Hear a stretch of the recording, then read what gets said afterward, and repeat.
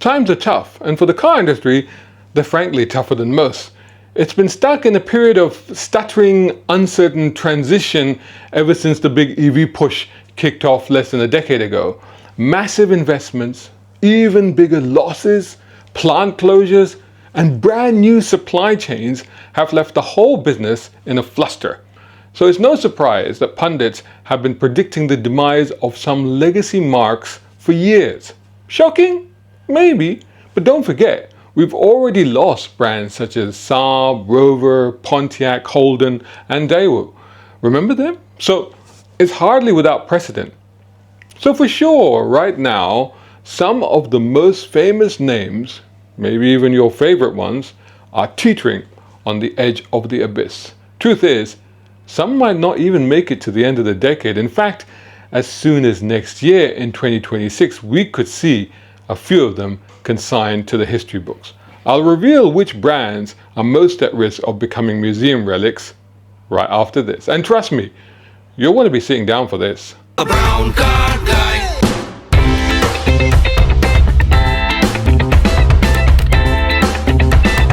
Brown car guy. Let's be brutally honest. You might not realize it, they certainly won't admit it, but some of the most iconic marques you thought were untouchable are quietly fighting for survival. Forget the shiny metal in glittering showrooms and the smiles of salespeople masking desperation. Follow the money, because the real apocalypse, it's written in balance sheets that are bleeding red ink. Aston Martin, well, it might be Bond's ride, but its finances, they're shaken, stirred, and kind of stuck. As of June 2025, the company is holding a £1.38 billion worth of debt. In just the first 6 months of this year, Aston burned to £321 million of cash, almost identical to last year's £313 million drain. Revenue plunged 25% down to £454 million after sales of high-margin specials collapsed by a staggering 85%. That sent gross margins sliding from nearly 39% to a lean 28%. Yes, they raised $210 million in late 2024, but that was a lifeline, not a liftoff. Demand in China has slumped, and tariffs this year briefly froze exports to the US. That certainly didn't help. For Aston to survive, it needs positive free cash flow and razor-thin execution in the second half of 2025 just to stay afloat. Now, to be fair, Aston still has one ace up its sleeve. It's a brand forever linked to Bond. And with a new 007 reboot coming soon from Amazon MGM, that halo could help. The badge is also being licensed onto everything from marque to real estate, even submarines and aircraft. Add to that the Saudi backing, fresh cash injections, and selling off shares in the F1 team to raise funds. But will all this be enough? Well, or is it time for Bond to start maybe shopping for a new car? Talking of which, Lotus is still the badge that makes car nerds like me go weak at the knees, but the numbers would not impress Colin Chapman, I'll tell you that much. Now, I've already done a separate video diving deep into the whole situation with Lotus, but here's the quick reality check. 2024 looked promising, around 12,000 vehicles delivered and nearly £924 million in revenue. But 2025 has been a stomach punch. In the first half of this year, Lotus Technology booked just $218 million in revenue, down 45% year on year. Deliveries slid to just 2,813 vehicles, that's down 43%, and that's paired with an operating loss of $263 million and a net loss of $313 million. Then came the UK shocker. Lotus is cutting 550 jobs at Hettel. That's about 40% of its headcount, and it's part of a cost reset to improve competitiveness. At one point, there was even talk of shifting all production overseas. America, possibly China, because given the Geely ownership of the brand, Geely or Geely, whatever you want to say, though that rumor was swiftly quashed. So why all this pain for Lotus? Two big headwinds. First, the cars. The Electra and the Emea are big-ticket EVs built in China, but Chinese-built cars in America? Forget it. Thanks to the tariffs, the Electra would have landed around $250,000 plus. That's being pretty much dead on arrival before the showrooms even open the doors. Second, the demand. When you're selling relatively tiny volumes, even a small dip in orders really hurts the bottom line. Now, as I've said before, Lotus once claimed the Emira was its final combustion engine car and the end of the petrol road as far as they were concerned. But already they're backing away from that. And the future now, well, they're talking about plug-in hybrids. This is a lifeline for Emira, which is going to stay on for longer than it was intended, and perhaps for the whole brand. There's also a lifeline in the form of up to $500 million in fresh funding from investors and partners. And let's not forget, Geely, which also owns Volvo and Polestar, it does have deep pockets and tech and platforms to share. So they could cut costs if they really want to keep Lotus alive. What they should really do is whip up a brand new Esprit, casually park it outside of Amazon MGM Studios, and get Bond back in a Lotus. That would give the brand cachet a serious recharge, I reckon. But the question remains, can even Q's gadgets be enough to save them this time? Well, bad, huh? But that's nothing. I've got 4 more for you, 2 British and 2 Italian brands. Oh yeah, and I'll tell you about them right after this. Hey guys, I hope you're enjoying this video. If you're finding it useful or you like it, well, make sure you hit like, share, and subscribe, and turn on notifications. Also, I've now got a separate channel for shorts. I don't do shorts on this YouTube channel anymore. There's a separate one, so go subscribe to that. And support independent journalism channels like mine. You can do that at patreon.com, coffee.com, and right here on YouTube by taking out a subscription. If you like, that would be great. Or you could buy any one of my 3 books that are out there. There's the Ulysses Files, which is a full-on action thriller, and then there's the Quantum Races, a collection of 13 short stories I've written over 20 years, and How to Be an Automotive Content Creator, which tells you how to do what I do. If you buy any of these books, I would be very grateful. If you buy all 3, I'll enter you into a prize competition to win an exclusive keyring and pin badge set from Brown Car Guy. Good luck, and thanks for all your support. McLaren, dream cars for petrol heads, but financial migraines for investors. By 2023, the McLaren Group had torched £872 million with £762 million in operating losses against just £466 million in revenue. That meant a record deficit of £873 million. Early 2024 brought a glimmer of hope. Q1 showed an underlying profit of £3 million thanks to a 52% jump in wholesale volume. Models like the 750S and GTS were flying out of dealerships. But reality hit back. Fitch downgraded McLaren to CCC+. That's practically 1 rung above default, citing sustained cash burn and a fragile balance sheet. Then, in April 2025, Abu Dhabi's CYVN Holdings snapped up McLaren Automotive and merged it with EV startup 47 to form McLaren Group Holdings. The aim?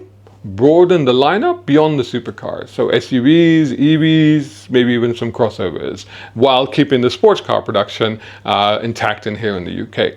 I mean, this won't be a painless transition. Up to 500 jobs will be cut across overlapping departments, though 300 new roles are being promised in return. And here's the real power move. Bahrain's Mumtalakat and Abu Dhabi's CYVN Holdings now own McLaren Racing outright as well, paying a valuation north of something like £3 billion or over $5 billion. And they did this by buying out the rest of the shares.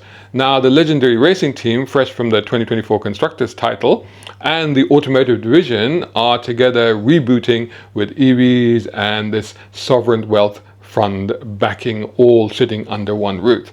So McLaren is betting its future on this radical new makeover and this new ownership.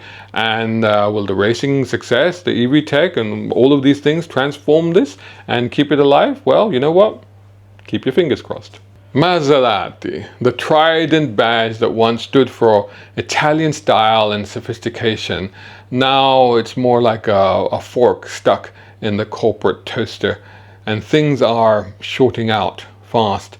Let's look at the numbers. In 2024, Maserati sold only 11,301 cars worldwide, down nearly half from the year before. Revenue slumped to 1.3 billion euros, and instead of profit, they booked an adjusted operating loss of 260 million euros. Fast forward to the first half of this year, 2025, the bleeding hasn't stopped. Just 8,412 deliveries in 6 months, an adjusted operating loss of 139 million euros with a staggering operating margin of 37.7%. Minus, that is. Yeah, that means that they are selling each car at a big loss. So what's gone wrong? First, the lineup. Models like the Levante and Quattroporte are actually ancient by industry standards today. The Ghibli is already dead. I really like the Ghibli actually. And the Gran Turismo, the new one, gorgeous as it is, and they were right to keep the traditional styling rather than update it completely, it can't carry the whole brand on its own. Second, positioning. Are Maseratis meant to be a Ferrari owner's personal fleet as the sensible daily drivers or family cars? Yeah, maybe, but the trouble is Ferrari now offers its own SUV. So is it the exact level sporting rival to the likes of BMW? Well, Alfa Romeo does that, and even it's not doing that well, let's be honest. The Grecale SUV was supposed to rescue volumes, but demand has been lukewarm. And who wants an electric Gran Turismo? Reuters reported that Stellantis has even weighed selling Maserati outright, though officially it says the brand is core to its portfolio. But when your parent company has Jeep, Dodge, Alfa Romeo, Peugeot and Citroën, etc., to worry about, you're not going to put Maserati exactly top of the list, right? Could Maserati bounce back? Possibly. Maserati still has heritage, a halo of racing history, and Stellantis has the pockets and the tech to fix it if it wants to. But right now, its strategy seems to be maybe a little short-sighted. It's basically thinking of twinning it more closely with Alfa Romeo. Well, you know, to bank on the success of that brand. Well, actually, Alfa is next on my list. Alfa Romeo, the brand that makes millions of petrolheads' hearts race. But it's long been teetering on the edge. Stellantis doesn't break out Alfa's exact profits or losses separately, but we know the parent group lost 6 billion euro in free cash flow in 2024, despite making a slim 5.5 billion euro net profit. That's down 70% year on year. That means Alfa's dramas are part of a much bigger cash drain. On the plus side, Alfa is showing signs of life. The Tonale SUV has delivered about 20% global sales increase in the first half of 2025 compared to the same period last year. So talk about some breathing room. That's good. Still, Alfa has always kind of walked a tightrope. The Giulia, as brilliant as it is, it never quite challenged the BMW 3 Series as many hoped that it would, and sales have been patchy. And models like the Stelvio, again very good, and the Giulia, which are aging and sorely in need of maybe EV platforms and replacements. The hopeful signs are that Stellantis is committed to Alfa going fully electric by 2027 with new models built on shared EV platforms. The brand is also relatively affordable within the premium brackets. It's not fishtailing on razor-thin margins like Maserati is, for example. And for enthusiasts, the badge still sparks passion. So here's the thing, Alfa might just be the most likely of all the brands that I mentioned in this video to actually pull through this difficult period. Perhaps it's the one badge that fans can salvage without too much heartbreak, even if it's not going to be quite remaining true to the soul of Alfa Romeo in its transition to EV survival. Also, here's the real question. As fragile as Alfa's success is, could it survive if Stellantis just lumbered it with supporting Maserati as well? I mean, that's like asking a tightrope walker to steady another tightrope walker who's got the doom wobbles.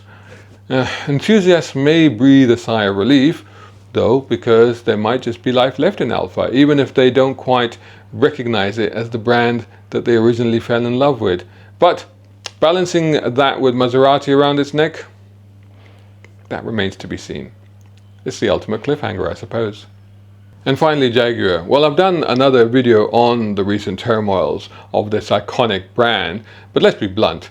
Once the embodiment of British grit and charm, Jaguar today is officially on life support.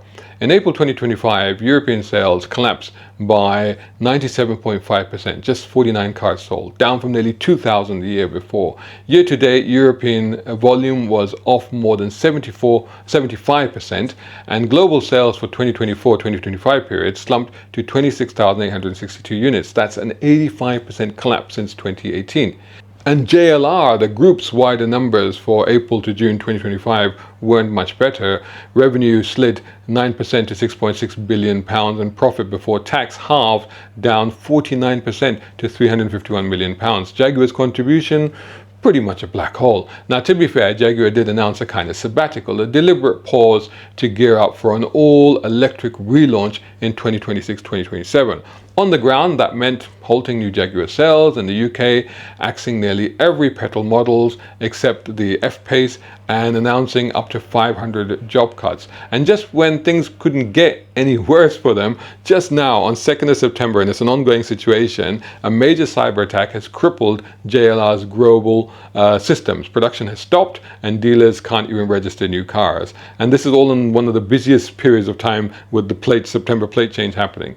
Talk about insult to injury. But rumors of Jaguar's death are premature. The cat's not dead, it's hibernating. In the meantime, it rolled out a bold new J logo, a high gloss and very polarizing ad campaign, and revealed the futuristic Type 00 concept. Critics called the whole thing woke, flamboyant, tone deaf to traditional Jaguar buyers. Jaguar's reply? Well, those traditional Jaguar buyers aren't actually buying Jags anymore, to be fair. But here's the gamble. Jaguar is going all in on EVs with the high-end luxury sector. Just as brands like Bentley and Rolls-Royce are actually quietly discovering that wealthy clients don't actually want EVs. They don't want a very expensive designer badge 3-ton toaster on wheels, however fast it charges or goes. If the sleeping feline wakes up with all its eggs in one electric basket, it risks getting short-circuited very quickly. The radical rebrand, the un-Jaguar design language, and the exclusive embrace of EVs are all high-stakes bets for one of Britain's most legendary marques. Frankly, Jaguar should have taken a page from Dodge's playbook, right? Gone counterculture, doubled down on decadence, and revived its cheeky old tagline, "It's good to be bad." That might have just won back a car community that feels alienated and disillusioned. Instead, it's betting the farm on being very good, very clean, and very electric. And that might just be its final gamble. What this all means for us. So why should you care if these badges fade? Because when a brand dies, it's not just the logo that disappears. Parts and service networks dry up, resale values get unpredictable, insurance gets complicated, and as for enthusiasts, we lose living chapters of our car culture. It's always a sad day when a marque goes under, especially if it's one of these beloved names. And honestly, after everything that I've said, I really do hope that I'm completely wrong about this at-risk list. I would love nothing more than to see these companies turn things around and survive and thrive. But let's be real, right now the outlook is grim, especially for Jaguar. So should you dump your car if you own one of these brands? Not at all. If you love it, keep it, drive it, enjoy it. Tuck it away if you want to, because specialists will be there to keep parts and servicing alive for a long time to come, even if it gets a little bit costlier and trickier. I mean, look around. People are still daily driving cars like Saabs and Rovers. And who knows? Rarity and nostalgia can turn today's risky bets into tomorrow's coveted classics. Final challenge, so I don't know, here's the big question. If you could save just one of these badges, which one would it be? And which one would you let go? Tell me your answers in the comments below. Anyway, thanks so much for watching the video. Make sure you hit like, share and subscribe on your way out, and I'll catch you all in the next one. Shout out time, guys. Thank you so much. Hey, if you enjoy my content, why not get involved? Buy me a coffee. You can do that at either of these links. Or if you're watching on YouTube, buy me a thanks or take out a membership. It all helps. It really does.